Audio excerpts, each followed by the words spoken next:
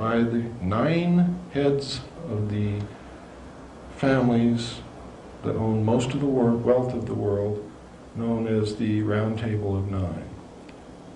Under them, each nation has a group of men secretly controlling that nation.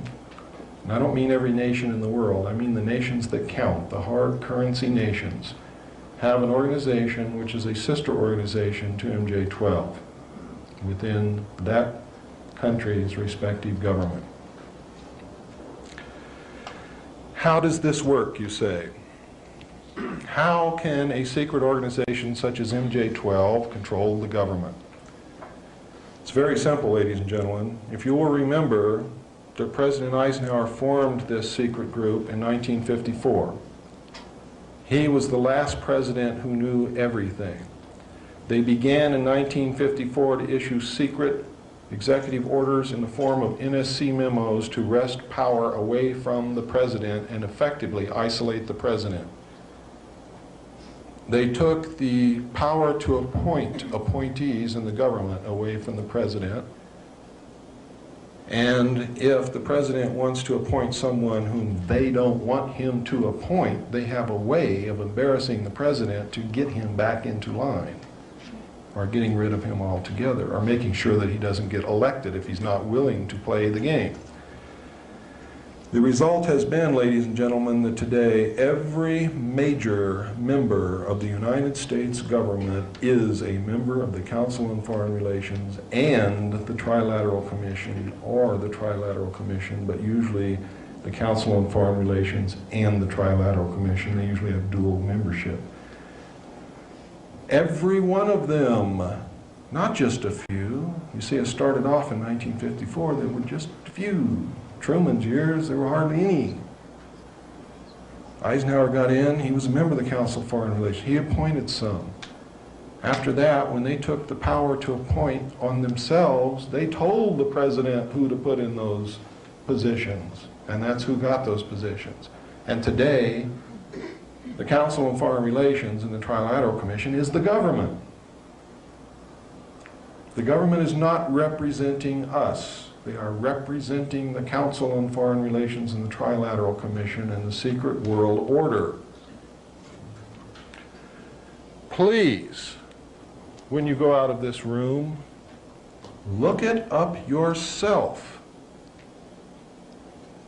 Because if I hear from you that you don't believe it, I'm going to say, did you check on what I said? Did you go to your library? Did you pick up the bibliography that we left for you on that table? Did you go read those books? If you tell me no, I don't want to hear what you have to say anymore. Because I can bring you a message, and I can tell you what that message is. I cannot march into battle by myself. I will be literally creamed. You must be beside me as I march. As Colonel Bo Gritz marches, as John Lear marches, as Bill English marches, as any of the other true patriots in this country are marching to try to clean up our government. Because we can't even begin to deal with an alien force because we don't have the power to make treaties. We don't have the power to make agreements. We don't even have the power to sit down and hold a discussion.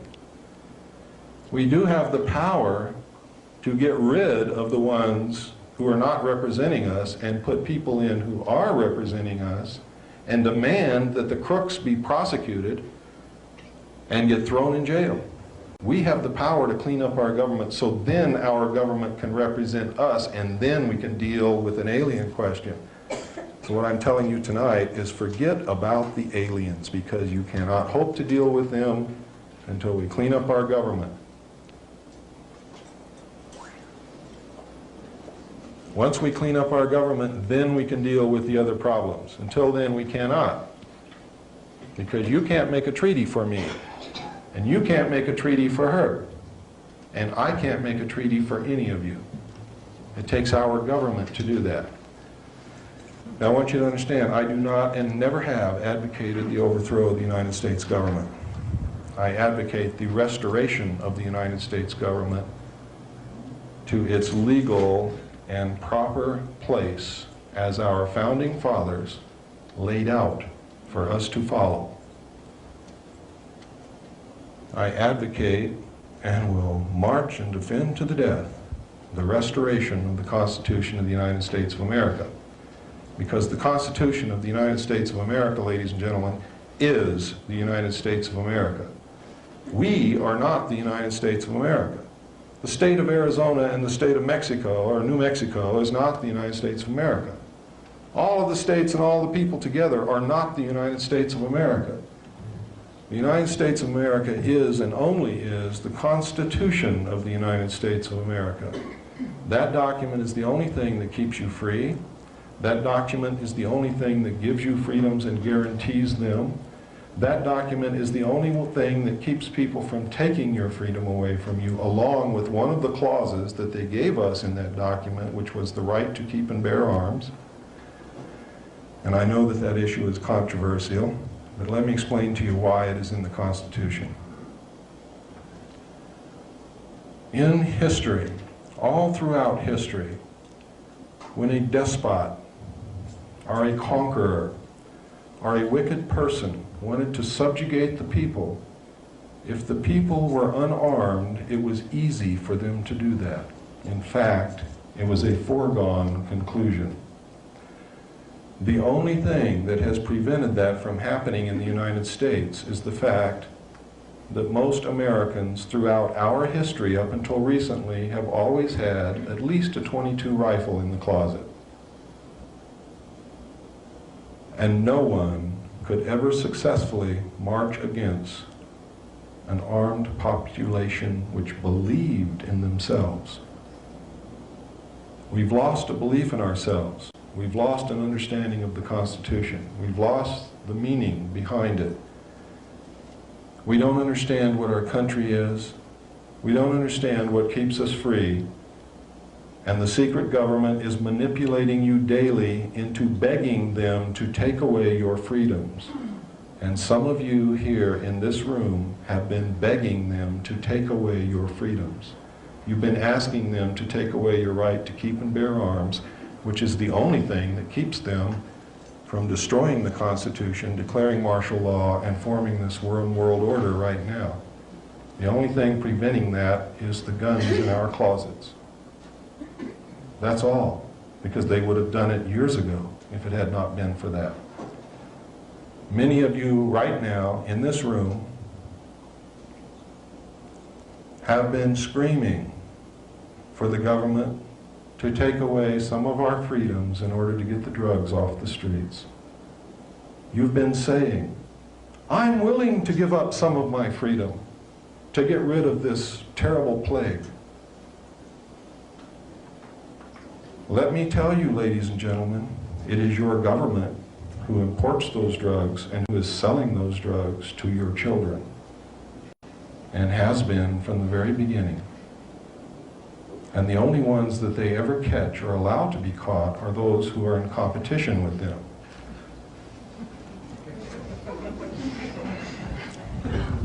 This operation was put into place in the late 50s. It was organized by George Bush in cooperation with the CIA while he was president and CEO of Zapata Oil. Their plan was to bring the drugs in from Central and South America to the offshore oil platforms of Zapata Oil, from there to bring them into the United States by the normal crew conveyance and helicopters. Therefore, they would not have to undergo inspection by custom officials or law enforcement agencies of any kind.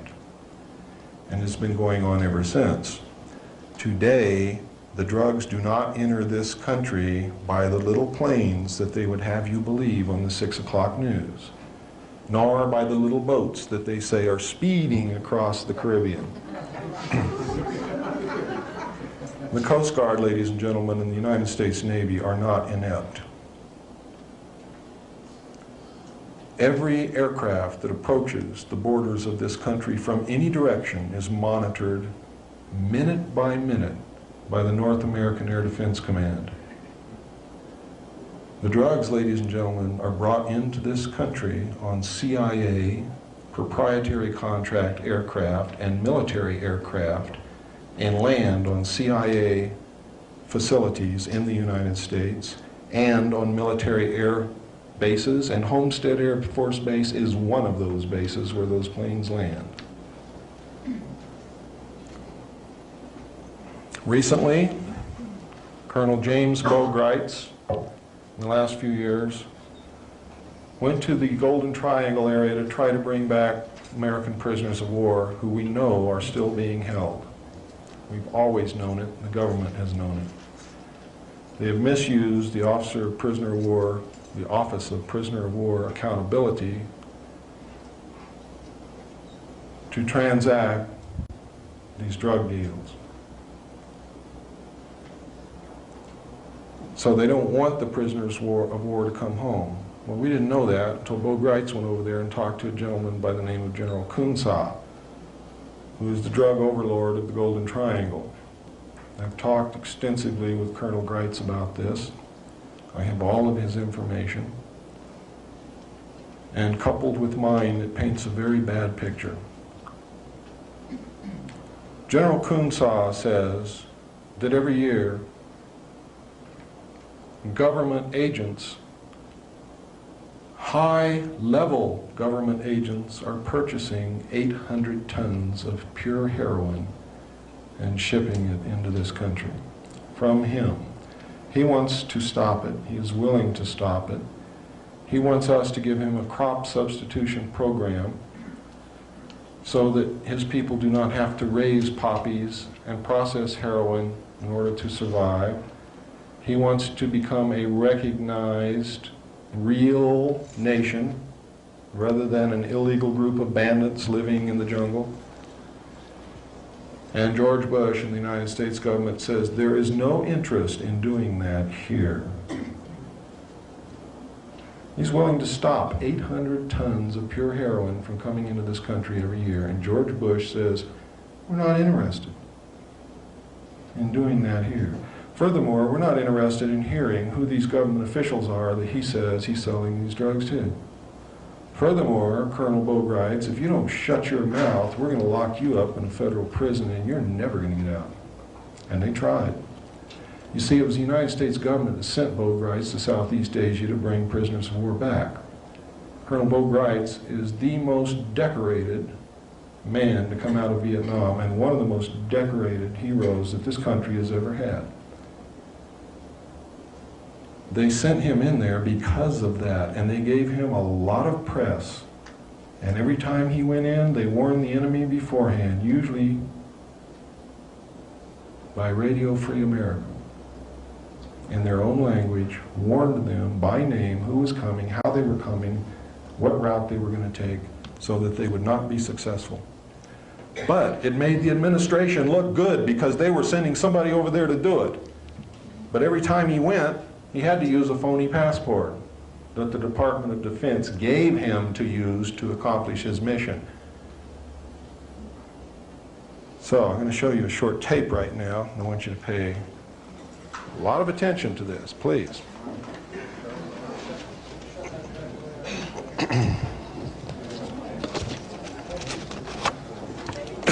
We have the lights dim. Yeah, it reflects right in the center. That one back there.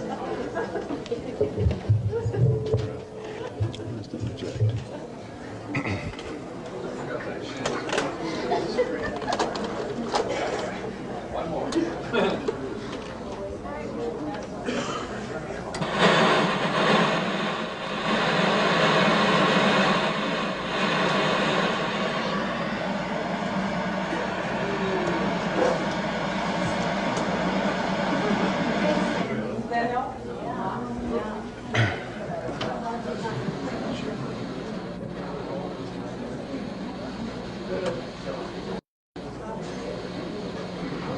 On April 18th, 1989, what many Americans regard as the most important trial in the United States began with little fanfare in Las Vegas, Nevada federal court. Although it was well covered by the local media, in stark contrast to the Oliver North trial, the national print and broadcast media were conspicuously absent.